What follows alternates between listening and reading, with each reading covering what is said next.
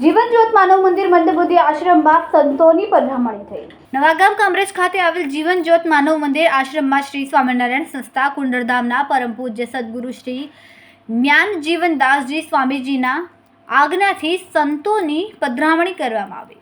માનવ મંદિરની સેવા કાર્યથી પ્રભાવિત થઈને સ્વામિનારાયણ સંસ્થા દ્વારા આશ્રમ ચેક અર્પણ કરવામાં આવ્યો, તેમજ સંતોના હાથે મંદબુદ્ધિ 120 જીવાત્માઓને કંઠી તેમજ પ્રસાદ આપીને સેવા કાર્યમાં જોડાઈને આશીર્વાદ આપ્યા। આ કાર્યક્રમમાં સંસ્થાના પ્રમુખ શ્રી પરેશભાઈ વિરાણી તેમજ મંત્રી શ્રી દામજીભાઈ ગોટી અને કતારગામ સ્થિત અનુભવ હોસ્પિટલના ડૉક્ટર શ્રી રાકેશભાઈ કળથિયા તેમજ તેમના સેવા સાથી આ કાર્યક્રમમાં ઉપસ્થિત રહ્યા હતા।